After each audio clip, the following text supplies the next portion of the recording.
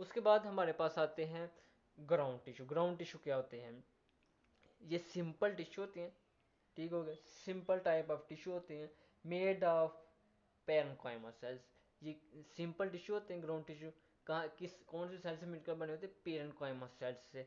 Most abundant cell in plants. अगर parenchyma cells की हम बात करें तो ये काफ़ी वाफर मकदार में ये पौधों में मौजूद होते हैं। Spherical and flat. इनका स्ट्रक्चर हम देखें तो ये स्फेरिकल भी होते हैं और फ्लैट भी होते हैं। फ्लैट कहाँ पर होते हैं? जहाँ पर ये दो सेल्स आपस में मिलते हैं वहाँ पर ये फ्लैट होंगे, और जहाँ पर आपस में नहीं मिल रहे होंगे वहाँ पर ये स्फेरिकल टाइप होंगे। जैसे अगर हम डायग्राम को देखें तो ये एक सेल और दो सेल्स आपस में मिलेंगे तो वहाँ पर ये बिल्कुल फ्लैट होंगे, ठीक है। अगर हम दूसरी साइड पर स्ट्रक्चर देखें तो ये वाला बिल्कुल स्फीयर लाइक गोल स्ट्रक्चर होगा, ठीक हो गया। स्फेरिकल एंड फ्लैट ये दोनों तरह के होते हैं। Thin primary cell wall. Cell wall को हम देखें प्राइमरी और सेकेंडरी होती है, तो प्राइमरी सेल वॉल जो होती है इसकी होती है थिन होती है, बारीक होती है।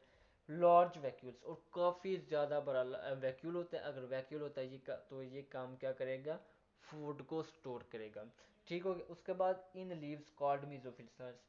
अगर हम पत्तों में देखें पैरेन्काइमल सेल्स को तो हम इनको नाम देते हैं मेसोफिल सेल्स, और मेसोफिल सेल्स क्या करवाते हैं? फोटोसिंथेसिस। यानी कि ग्राउंड टिश्यू जो है वो हमारे पौधों में करवाएंगे फोटोसिंथेसिस।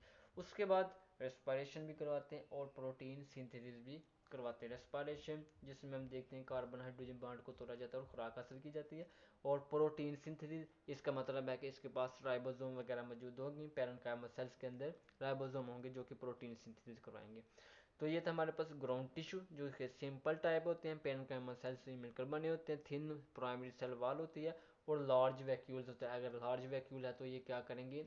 फूड स्टोरेज का भी काम करते हैं, और फोटोसिंथेसिस वगैरह या रेस्पिरेशन और प्रोटीन सिंथेसिस भी करवाते हैं। तो ये तीन चार तरह के काम करवाते हैं ग्राउंड टिश्यू। अगर हम इसके स्ट्रक्चर को देखें तो ये एक हमारे पास ग्राउंड टिश्यूज हैं जिसमें मुख्तलिफ तरह के सेल्स हैं। ये वाले सारे जो सेल्स होंगे इनको हम नाम देंगे पेरेन्काइमा सेल्स, जो कि आपस में स्फीरिकल भी होते हैं, फ्लैट भी होते हैं। जब आपस में जुड़े होते हैं तो बिल्कुल ये स्फीरिकल सॉरी फ्लैट होते हैं, हमवार होते हैं, जहाँ पर ये आपस में एक दूसरे के साथ जुड़ते हैं। अगर हम दूसरी तरफ हम देखें तो ये वहाँ पर क्या होंगे? जहाँ पर आपस में जुड़े नहीं होते वहाँ पर ये स्फेरिकल टाइप होंगे। तो आगे हमारे पास आ जाते हैं स्पोर टिश्यू। स्पोर से आपको पता चल रहा है कि ये क्या करेंगे? ये सहारा देते हैं। जैसे हमारे अंदर ढांचा है वो हमारे जिस्म को क्या करता है?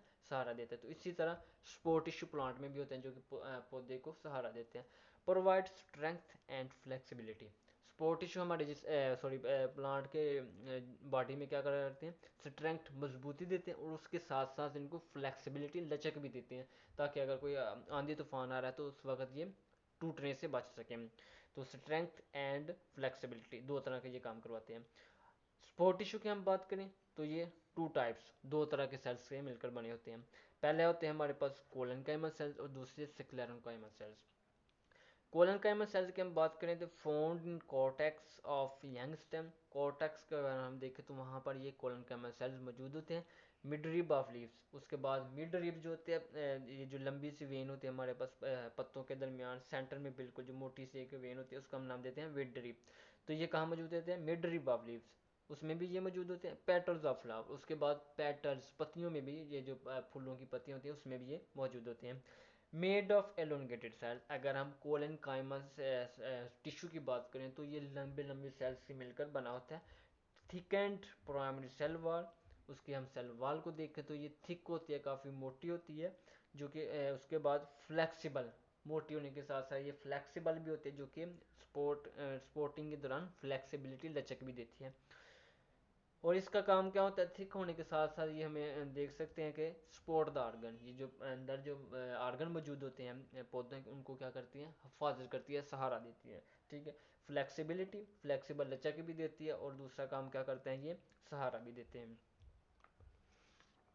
उसके बाद आ जाते हैं हमारे पास स्क्लेरेनकाइमल सेल्स। स्क्लेरेनकाइमल सेल्स क्या होते हैं? Rigid secondary cell wall.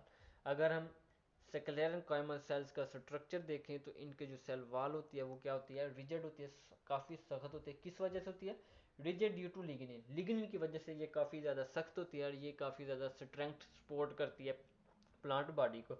Lignin हमारे पास एक ऑर्गेनिक कंपाउंड होता है, ठीक है। तो mature sclerenchyma cells can not elongate and dead. अगर हम मेच्योर जो होते हैं स्क्लेरेंकाइमस सेल्स उसकी बात करें तो वो अजाफ लंबाई में बढ़ते नहीं और उसके बाद क्या होते हैं आखिरकार ये ख़त्म हो जाते हैं, डेड हो जाते हैं। ठीक है, तो स्क्लेरेंकाइमस सेल्स क्या होते हैं, रिजिड सेकेंडरी सेल वॉल। अगर हम इसकी सेल वॉल को देखें तो काफ़ी रिजिड होती है, सख्त होती है। किस वजह से होती है, लिग्निन की वजह से। इनके अंदर लिग्निन मौजूद होता है और लिग्निन क्या होता है, हमारे पास एक ऑर्गेनिक कंपाउंड होता है। स्क्लेरेंकाइमस सेल्स की हम बात करें तो वो लंबे नहीं होते और आखिरकार क्या करते हैं, डेड, मर जाते हैं। तो ये था हमारे पास स्पोर्ट टिश्यू। उम्मीद है आपको समझ आई होगी। अगर आपको समझ आई है तो इसको लाइक और सब्सक्राइब ज़रूर कीजिएगा। तब तक के लिए अल्लाह हाफिज़।